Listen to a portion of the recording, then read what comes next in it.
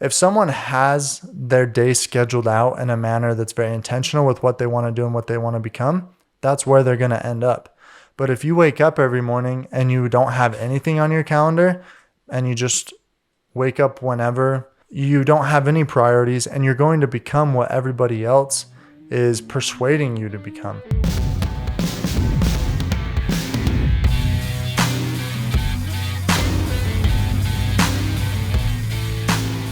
Hey everyone, welcome to the Fight Against Mediocrity YouTube channel. I'm Kevin Kartchner, CEO of the Fight Against Mediocrity, and your friend and ally, comrade in the fight against mediocrity, here to help you in anything sales, real estate, business, and self-development. So today I'm really excited to talk about something that was actually quite controversial. I didn't think it would be, but it ended up being so. On Instagram the other day, I posted on my story a poll, and I said, "You are what your calendar says you are." It was a thought that I had when I was up in the morning and wanted to share it with everybody, and just thought, hey, let's create some engagement. So I put two options. One option was heck yeah, and the other was not true. And I thought it would be pretty black and white, but it actually wasn't. Before I show the results here, comment below what you think the results were. The reason you are what you are what your calendar says you are is because if you spend all day at the gym, hitting your macros, pushing yourself to your max, preparing for a bodybuilding competition, I would say that your calendar says that you are a bodybuilder.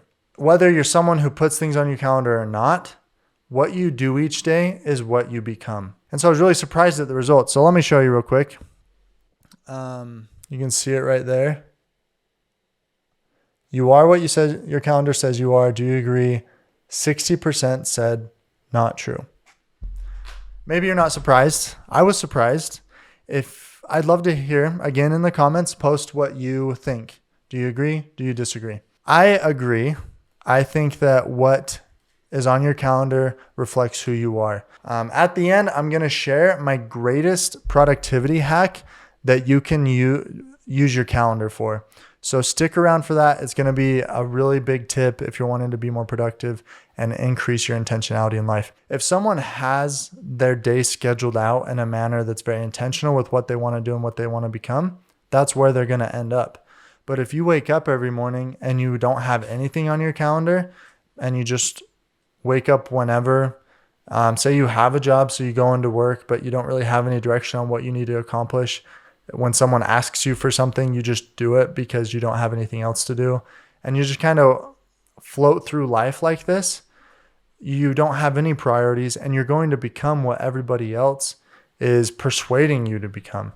And so it's a really dangerous thing. A calendar is really just showing your intentionality. What you put on your calendar is showing me what you want to become 5, 10, 15 years down the road. Throw some comments below. I'd love to hear your thoughts. But in my life, I'm very strict. If it's not on my calendar, it doesn't happen. And when I say I'm very strict, I'm not perfect. But for the most part, if you look at my calendar, there's no white spaces. And I don't want white spaces because that's when I'm distracted or not focused on my mission or not focused on my goals. And it can seem overwhelming at first to do that, but there's actually a very simple system that you can use in order to do that. It happens in your weekly planning session. And if you're not having a weekly planning session, this is an invitation, and I urge you, please plan weekly. It'll change your life. So it can happen. For me, it happens on Sunday mornings. The day doesn't matter so much as long as it's consistent. What you do in that time is you take a list of all the things that you need to do, and then you basically say, these are the top goals that I have for this month or this year or this quarter. These tasks help me reach those goals. This list does not. Take that list, crumple it up, throw it in the garbage, and you just don't do it. And for some of those tasks, it'll seem really scary throwing them away because they seem really important, but I promise you, go a week without doing them and you will not notice a difference. An analogy that helps really define this and help this make a lot of sense. So pretend you have a jar Say it's like 3 times the size of this water bottle. And then you have a pile of really big rocks, like the size of my fist. And then you have some rocks the size of this AirPod. Then you have some rocks that are just like teeny tiny pebbles. Then you have some sand, and then you have some water. Your job is to fit everything in the jar. What most people do is they take the water, the sand, the pebbles, the small rocks, and then the boulders, and they put them in that order. The water and the sand are things like social media, Netflix, things that if you don't do them, they're really not going to have a big impact on your life. So what most people do is they watch a lot of Netflix, and then they do the smaller pebbles, the bigger rocks.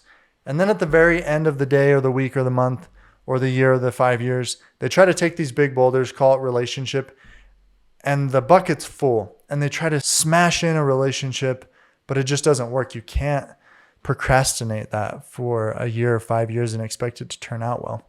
The big rocks are your biggest priorities, things that if you go a year without doing them, they're going to have effect in your life. That's health, that's relationships, that's family, that's church, that's big projects at work, the things that are most important to you in your life, and they need to go first. So what you need to do in your weekly planning is take the big boulders, the most important things, and put them in first. And if you can visualize this, if you're putting in the big things first and then the smaller pebbles and the sand and the water, once you have the big rocks in, everything else kind of fits in around it. The sand, say you schedule out your biggest priorities in the week, and then you have an hour on a Thursday night, and you say, I really have been wanting to watch this movie. I'm going to fit it in here. And that's fine, because you scheduled out the important things first. And I did a podcast with Andrea and Shane Wild this morning, actually. And she said something that I really liked. She says, our relationship is important. Date night is important. So every Thursday we have a standing date night, and we've scheduled a babysitter to be there on Thursdays. The cool thing about that is that's a big rock that they've scheduled for every week. And the babysitter actually keeps them accountable, because they can't just call and cancel the babysitter every week. Like, the babysitter is expecting to come and get paid. And so it forces them in a good way. I mean, it's not like a forceful, like they don't want to do it, but it forces them to stick to the priorities that they've made. It's really as simple as what are my biggest priorities? Put them on the calendar first, fill in the cracks. Anything that doesn't fit, just throw it out. It's really as simple as that.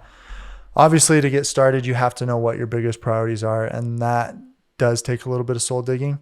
And I can do another video on that in the future. Again, I believe you are what your calendar says you are.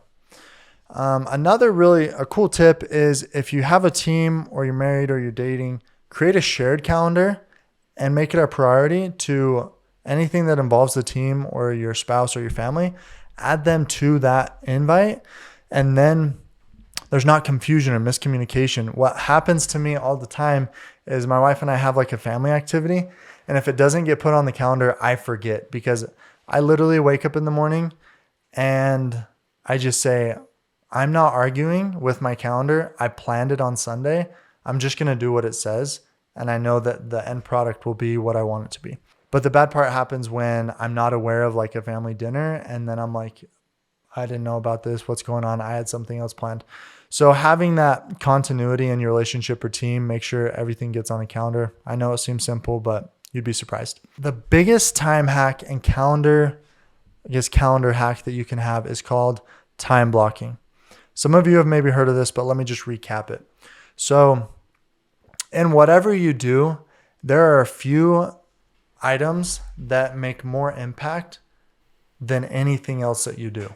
For example, a salesperson, the activity that makes the biggest impact on their paycheck, on their productivity, is prospecting. If they don't prospect, they have no one to hop on the phone with and no one to sell their services or products to. If I'm a salesperson, basically what time blocking is I'm going to take a period of time. It can be 30 minutes up to an hour and a half. I usually don't recommend over an hour and a half because you get kind of burnt out. I think the magic is like 45 minutes to an hour, 30 minutes to an hour. You take that time, you put it on your calendar, and it has now become sacred to you. What's on your calendar has to be sacred, especially if it's just you and the calendar that know about it. Because what happens is, and this is kind kind of a side tangent. If you have prospecting on your calendar, if you don't do it for a day, you're probably going to live, you're going to get paid this paycheck, whatever. If you don't do it for a month, you're toast. And so what happens is most people will have prospecting on their calendar, and then a coworker will say, hey, we're running to the gas station to get a soda. Do you want to come? And they look at their schedule and they say, well, I'm supposed to be prospecting, but no one will know except for me and my calendar. I'm just going to ditch it. That can't happen. It has to be sacred to you. It has to be a priority. Part of having integrity is having integrity with yourself and keeping your word with yourself. So once you put a time block on the calendar, make sure you stick to it. And it's those activities that will have the biggest impact later down the line in the results that you're trying to produce. 30 minutes to an hour is usually what I recommend. In that time, turn off your cell phone on your computer, on your iPad, on anything around you that can distract you. And then the hardest part is if you're in an office, you have to eliminate in-person distractions. You can put a sign on your door that says, time blocking in progress, please come back in 30 minutes. You can tape something to your back. I saw someone tape something to their back that said, I am in a time blocking session, but do whatever it takes to stay 100% focused on that task. And the power really comes in when you realize that you can get more done in an hour of focused time blocking than you can in 8 hours of semi-productive, like kind of working on a project. And they've done test studies on this in Fanatical Prospecting by Jeb Blunt. He tested it and he found that you could get the same amount of prospecting done, I think it was in like 30 minutes, as you could in 4 hours.